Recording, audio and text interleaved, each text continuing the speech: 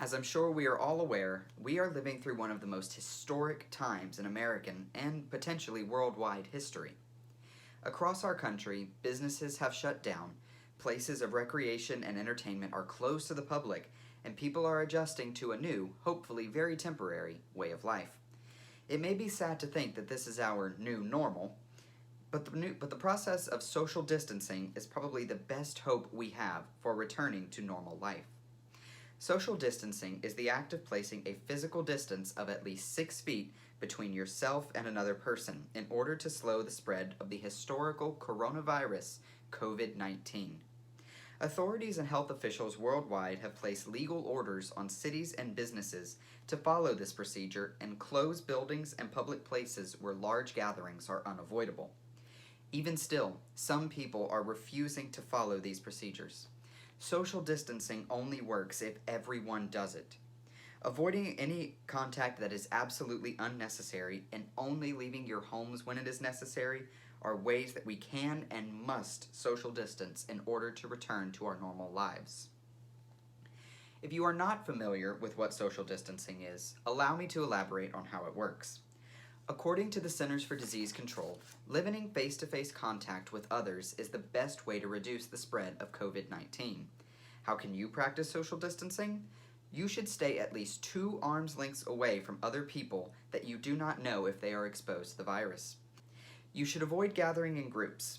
When gathering in groups is unavoidable, perhaps in your line of work, take the proper measures of maintaining at as much distance as you can and washing your hands regularly per CDC guidelines. It is also important to know that someone can spread the virus without knowing that they have it. So staying a safe distance from other people, even if you do not feel sick or show symptoms, is the best policy. COVID-19 is spread by something called droplet contact. When a person coughs, sneezes, or talks in close proximity to another person, they spread droplets in the air that have the potential for infecting another person. Make sure to keep up with guidance from your local authorities and health officials to learn the best and newest measures for limiting the spread of the disease. I am sure that this pandemic is something that many of us never thought we would live through. I know it certainly wasn't on my mind.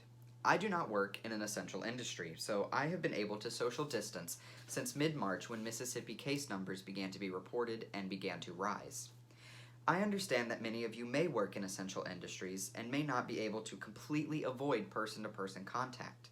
That is why it is important to limit your contact with people whenever you can.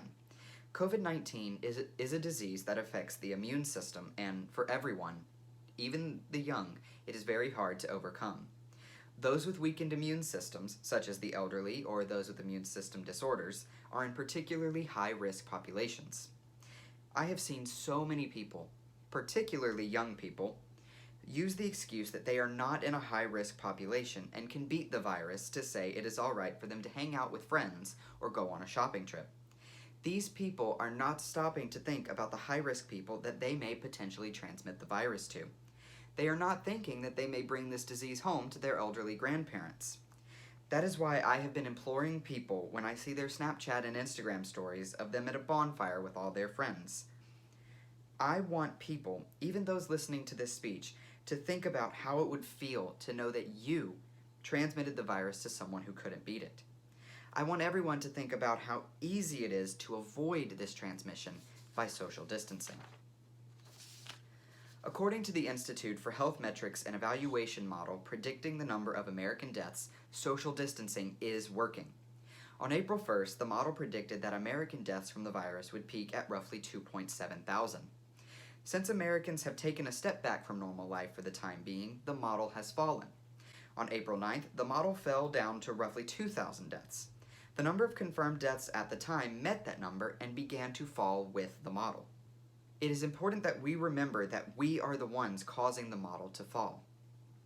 Through our combined actions, we as a nation brought the number of deaths down. Imagine how far the numbers could fall if every single person in the nation chose to social distance and take the necessary precautions for the proper amount of time. The proper amount of time is a suggested 2 weeks.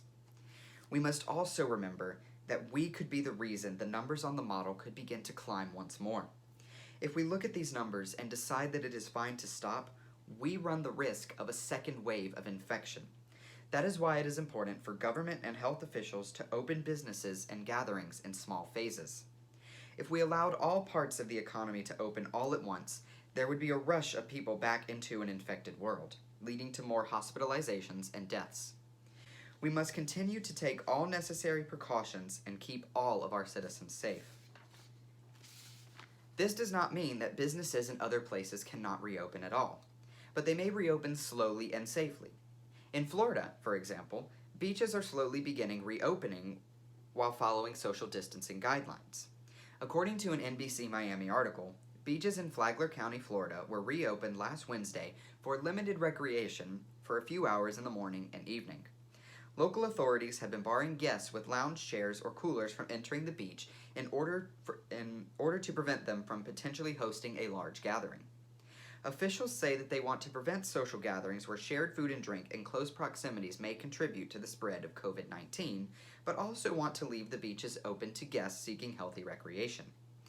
I know that it is hard to stay away from friends and other social gatherings, but it is only for a short time. Also, as I have illustrated, there are healthy and safe ways that you can leave your house for some sun and recreation that will not further the spread of COVID-19.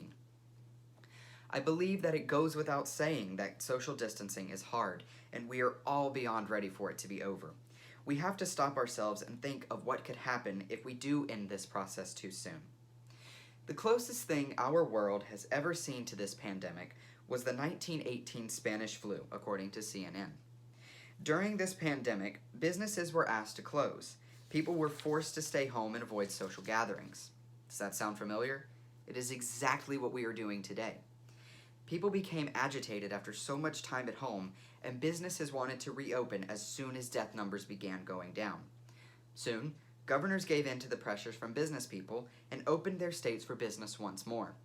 According to CNN, by November of that year, deaths began spiking and officials began hurriedly reinstating the social distancing guidelines. It was too late. By the time the virus subsided, 675,000 Americans had died from the virus. So far, over 59,000 Americans have died from COVID-19. Imagine how high that number could rise if we are to relax social distancing guidelines. According to WLOX News, Mississippi's Governor Tate Reeves gave a press conference saying prolonged social distancing will be needed when the state reopens. If our own governor admits that we will still need to keep our distance from one another to slow the spread of the virus, surely we can make that decision for ourselves. If you are non-essential workers, you can choose to stay home a little longer. We can choose to postpone our bonfires and birthday parties until officials say it is safe to plan them. If you are essential workers and run the risk of coming into contact with COVID-19, you can make the choice to distance yourself from others for a short period of time until you know you are healthy and will not infect other people. I implore you to think of what happened in 1918 and wonder if you really want to see a resurgence of this virus when social distancing is lifted. Do you want to see more people die from this virus that we could have stopped? I want you to talk to others about their social habits during this time. Are the people you know and love keeping their distance and staying away from those that are possibly infected? If not, try to convince them to social distance. Remind them that we still do not know how bad this pandemic can get, but try to be positive when talking to them. Fear-mongering will only make things worse. Cite expert opinions on the virus and point them to health officials recommending that people stay home. Finally, be a leader yourself. Set the example for your friends and family. If they see you out and about with friends, they are less likely to take you seriously and will not listen to your advice. But if they see that you are social distancing, they will be more receptive to what you are telling them. Social distancing only works if we all do it. So let's come together and stay home and knock this virus out. In conclusion, social distancing is hard. It is also necessary if we want to save lives. We have all given up things that we were looking forward to, but we know it is for the best. Social distancing is the act of placing a physical distance of at least 6 feet between you and another person in order to slow or stop the transmission of another virus. We know it is the best practice, and yet some people still refuse to do it. Those people are the reason case numbers continue to rise. If we all take up the practice of social distancing, we can significantly lower the infection rate, and we already have. If we all do it, we can return to our normal lives with our friends a lot sooner than we thought. Thank you.